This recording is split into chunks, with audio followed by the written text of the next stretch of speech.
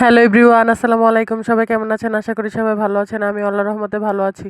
আজকে প্রথমে করবো হচ্ছে শুটকির ভর্তা। শুটকির ভর্তা করার জন্য শুকনা মরিচ আর হচ্ছে চাপা শুটকিটাকে পাটায় বেটে নিয়েছি ভালো মতো। তারপরে কড়াইয়ের মধ্যে তেল গরম করে পরিমাণ মতো পেঁয়াজ কুচি দিয়ে ভালো মতো ব্রাউন কালার করে ভেজে নিব। তো এই তো উল্টে পাল্টে আমি ভালো মতো ভেজে নিচ্ছিলাম। আগে থেকে যে শুটকি আর মরিচটা আমি বেটে রাখছিলাম ওইটা এখন দিয়ে দিব। দিয়ে এখন ভালো মতো নাড়াচাড়া করে কাঁচা গন্ধটা দূর করে নিব। এখন ভালো মতো নাড়াচাড়া করতে থাকবো যাতে নিচ দিয়ে লেগে না যায়। ভাজা হয়ে গেলে তারপর পরিমাণ মতো পানি দিয়ে দিব। পানি দিয়ে নাড়াচাড়া করে এটাকে ভালো মতো একবার শুকিয়ে নেব। যখন শুকিয়ে যাবে তখন নামিয়ে নিব। কিন্তু লবণ দিতে ভুলে গিয়েছিলাম, এজন্য পরিমাণ মতো লবণ দিয়ে নিলাম। আর এই তো দেখতে পারতেছেন কত সুন্দর কালার চলে আসছে, অনেকটা হয়ে গেছে। পানি শুকিয়ে গেলে মাখো মাখো হয়ে গেলে নামিয়ে নিব। এই তো হয়ে গেছে, এখন আমি এটাকে নামিয়ে নিব। তো অন্যদিকে ডাল বেটে নিয়েছি আর সাথে রসুনটাও বেটে নিয়েছি, এজন্য রসুনটা দেখাতে পারি না। তারপর পরিমাণ মতো হলুদ দিয়ে দিলাম, তারপর দিলাম মরিচের গুঁড়া, দিয়ে দিলাম জিরার গুঁড়া আর গরম মশলার গুঁড়া। ধনিয়ার গুঁড়া দিইনি, কারণ যেহেতু ধনিয়া পাতা দিব এজন্য আর কি দিই। তো সাথে এখন দিয়ে দেবো পেঁয়াজ কুচি। বেশি পরিমাণে পেঁয়াজ কুচিটা দিলে আর কি এই বড়াটা খেতে মজা লাগে। তো বেশি পরিমাণে আর কি পেঁয়াজ কুচি দিয়ে দিচ্ছিলাম। এখন সব কিছু দেওয়া হয়ে গেছে, এখন ভালো মতো মিশিয়ে নিব।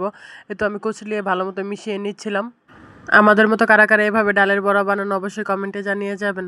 তো এদিকে ডালের বড়াগুলো মাখানো হয়ে গিয়েছে, এদিকে তাওয়া বসিয়ে দিয়েছি গরম হওয়ার জন্য। তারপর ডালটা গরম হয়ে গেলে এর মধ্যে একটা একটা করে ছেড়ে দিব। তো সুন্দর করে গোল গোল করে সবগুলো বড়া আমি দিয়ে নিচ্ছিলাম। তো দেওয়া হয়ে গেলে উল্টে পাল্টে ব্রাউন কালার করে ভেজে নেব মুচমুচা করে। এগুলো মুচমুচা করে খেলেই ভালো লাগে। তারপরে ওইটা ভাজা হয়ে গেছে, আরেক তাওয়া দিয়ে দিলাম। এই তাওয়াটা ভাজা হয়ে গেলে আমি একটু ডিফারেন্টভাবে ভাজবো, কারণ আমি ছোট ছোট করে ভাবছিলাম যে দিব, আগে ভুলে গেছিলাম। তো এভাবে ট্রাই করছি, সবচেয়ে খেতে এভাবে মজা হয়েছিল।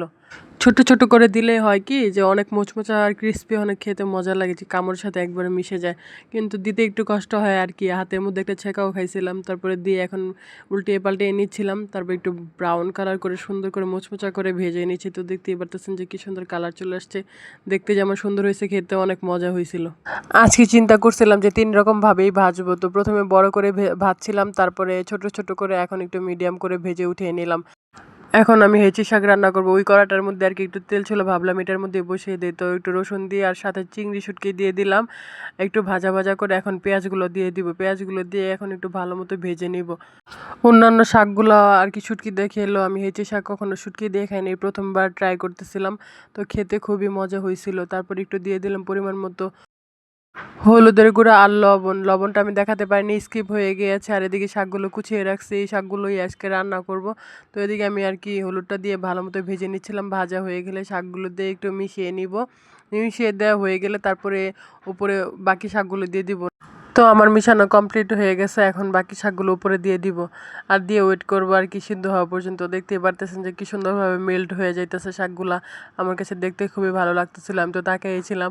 তারপর দেখলাম যে মিশে গেছে, তারপরে একটু নাড়াচাড়া করে আর একটু মিশিয়ে নিলাম।